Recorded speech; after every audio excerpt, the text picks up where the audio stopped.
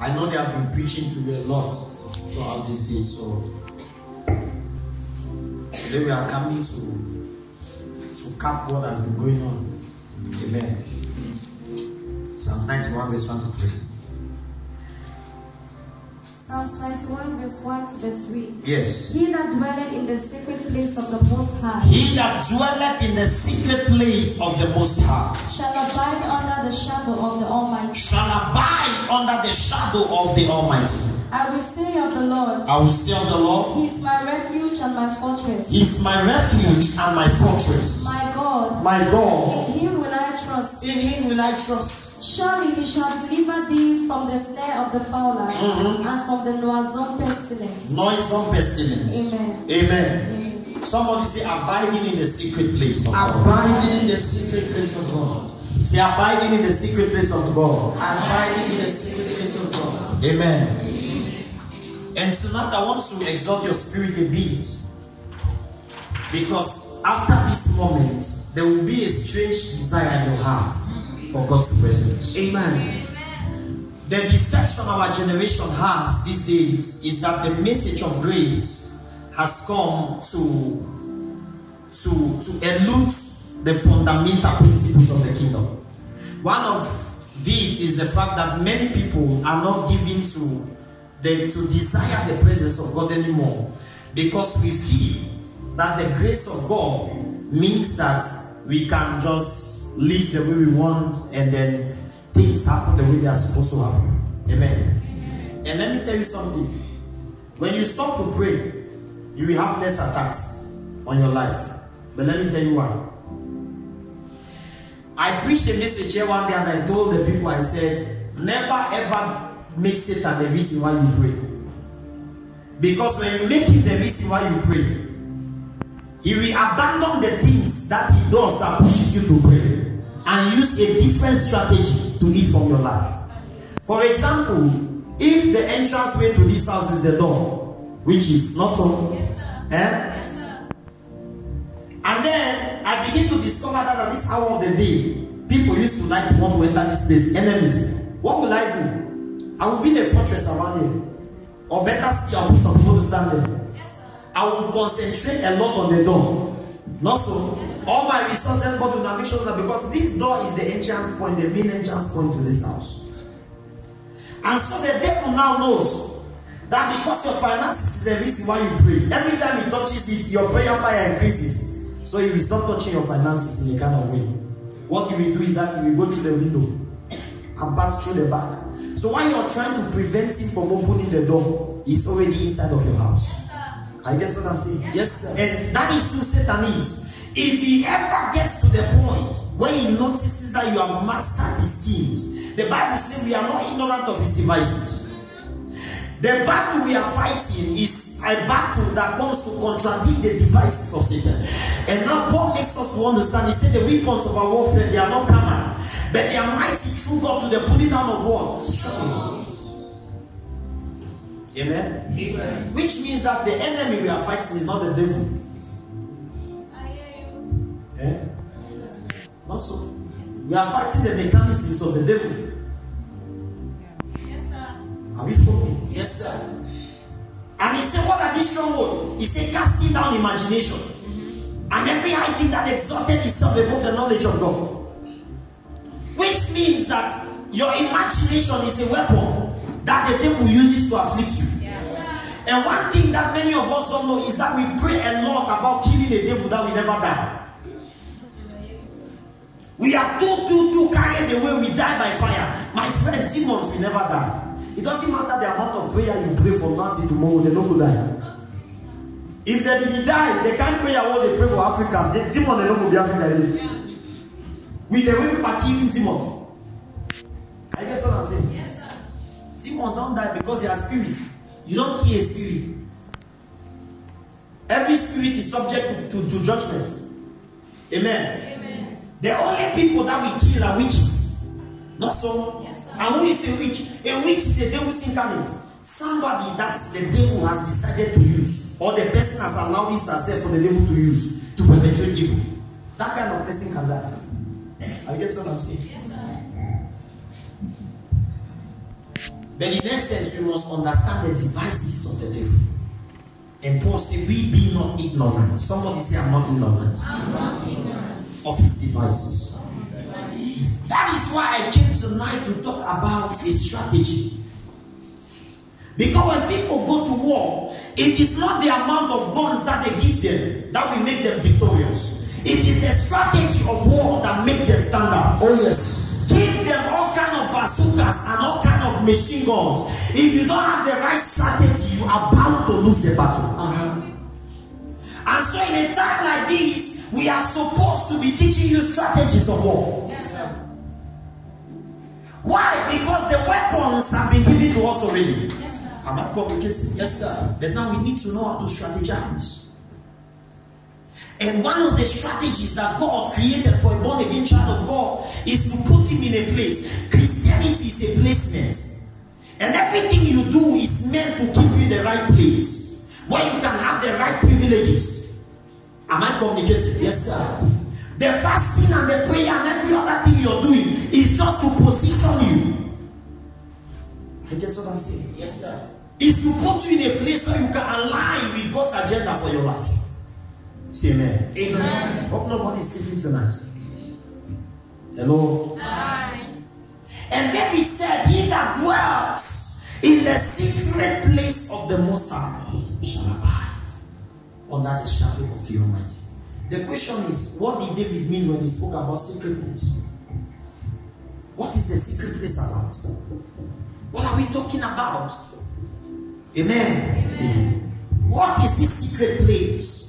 How does it apply to us? He that dwells in the secret place of the Most High shall abide under the shadow of the Almighty. And he said, the Lord is my refuge and my fortress. In him will I trust. Do you know what a fortress is?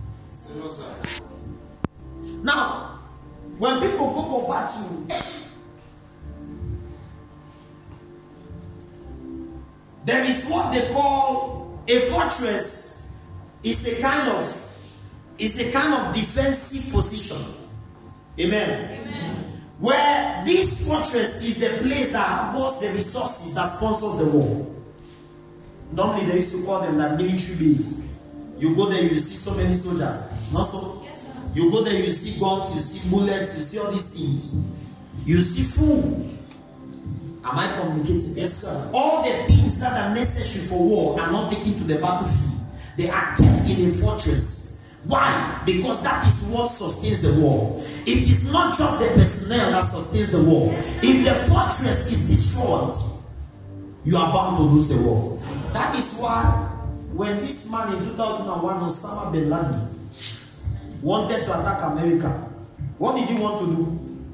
You know, the issue of going to bomb World Trade Center was not the original plan. Amen. Amen. According to what Hussein said, he said that his target was Pentagon. Am I communicating? Yes, sir. And for particular reasons, because Pentagon was so strategic that they could dictate when a jet is coming to do something like that. So he could not do it against Pentagon. He had to go now to a vulnerable position, now to hit the economic power of America. But why did he want to touch Pentagon? It is because everything that protects America comes from Pentagon. And Pentagon is so fortified that there were devices that are already in existence in Pentagon. That is our great-grandchildren that we see them.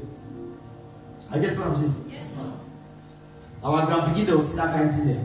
They already in existence. When our children now see, they will say technology is an evolution that has just come. But some of those things are already in existence, hidden in Pentagon.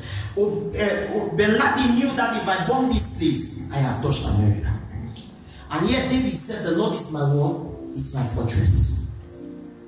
Somebody say my fortress. My fortress. Which means there is a place in God where everything you need can be found.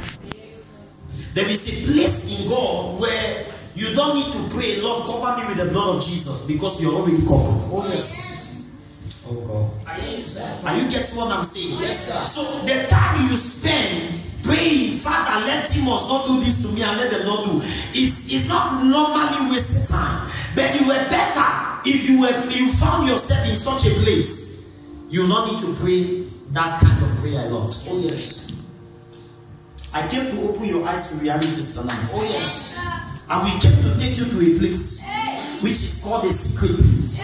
He that dwells in the secret place of the Most High shall abide under the shadow of the Almighty. And if you read the scripture going down, you see, I am protected from the noisome pestilence. And you shall not be victim of the arrow that flies by day, neither the wickedness that flies by night.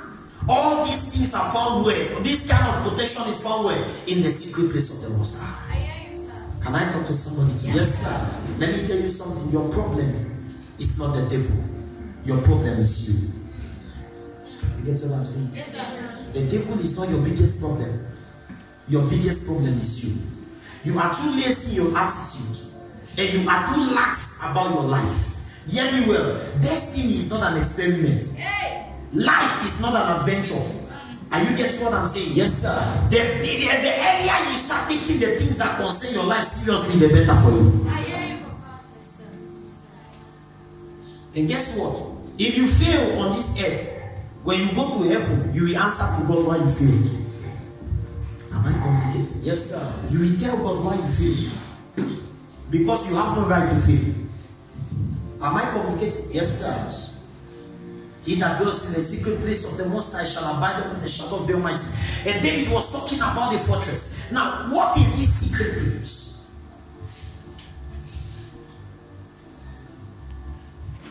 When David became king of Israel, he had a lot of resistance from the family of Saul. Because after Saul died, 2 Samuel, you start reading from chapter 1 going on. You see that after Saul died, David didn't fight battles again. Amen. Amen. He had people that were fighting for him. And he started moving from city to city. The Bible says he stayed in Hebron for 7 years, 3 months. And he reigned as king of Hebron. Amen. Amen. And after that time, during that time, there was a son of Saul called Ishbosheth, who had a military commander called Abner. These guys began to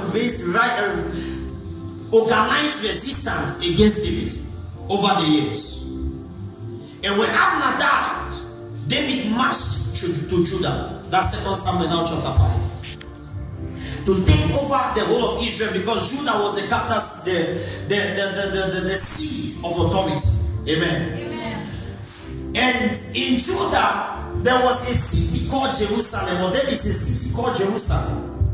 Jerusalem is like the capital city as we know of Israel, not so? Yes, sir. Yes, sir. And it's found in the tribe of Judah. Follow me.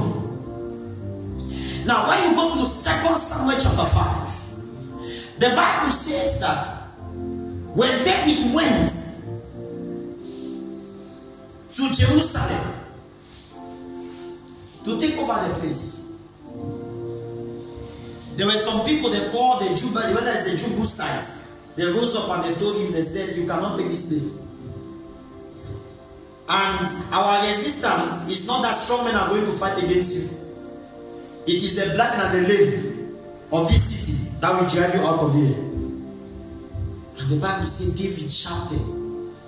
And he even put a ransom. He said, anybody that will kill the blind and the lame in this land, I will give him this and that. Because why? They have made my soul vexed. Praise God. And the battle continued. David defeated these people and he took over the city. Then he wrote this psalms. He that dwells in the secret place of the Most High shall abide under the shadow of the Almighty. Which means there was something that empowered David. Now for you to go to a place and people tell you, say, we will not fight you. Now blind and lame people, they will fight you. It means that there is something about that place that is so powerful, oh God, that you don't need the strong men of the land to fight against you. Oh yes. There is already something that has the power to fight against a man. And when David discovered this thing, it helped him to overthrow his enemies. There is something you're going to discover tonight. Oh yes. That will give you preeminence over your adversary. Amen. Your amen is terrible. Amen. And what is this secret place he was talking about? He that dwells in the secret place of the Most High shall abide under the shadow of the Almighty. Praise God. Now, while in Jerusalem, there is a place called Mount Zion. Somebody say Mount Zion. Mount Zion. And Mount Zion was a very secret hill, which has a very powerful ancestral history in Israel. Say amen. Amen. And upon this hill was one of the places where God told Abraham one time, say, go and sacrifice Isaac on this particular mount. Yes, sir. Am I communicating? Yes, sir.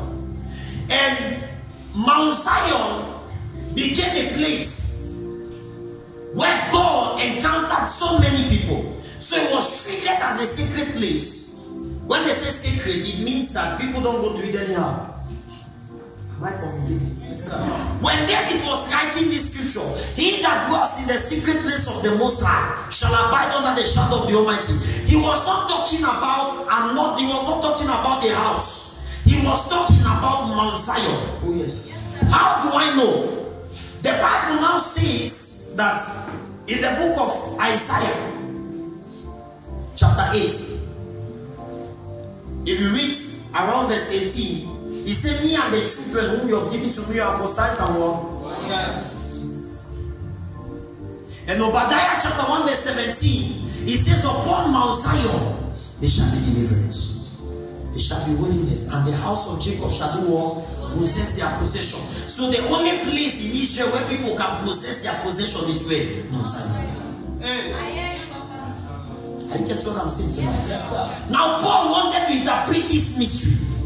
He went to Hebrews chapter 12. If you read from verse 18 going down, he said, you have not come to a mountain that can be touched by fire and brimstone, as the people of old did, and they were killed. But you have come unto a mountain that is Mount Zion, to an innumerable company of angels. Oh, yes. I receive. You have come unto Mount Zion, to Jerusalem, the holy city of God. Yes.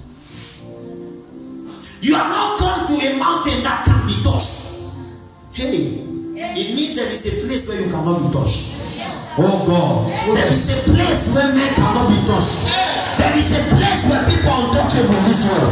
There are some people you cannot touch them. Oh, yes. There are some people you cannot divide them. Oh, yes. Why? Because they stand on an altar. Oh, yes. That is more powerful and greater. Oh, yes. Am I talking to somebody? Yes, sir. Mount Zion is a place of posterity. Oh, yes. Mount Zion is a place of strength. Oh, yes. He that dwelleth in the secret place of the Most High shall abide under the shadow of the Almighty. Oh, yes. The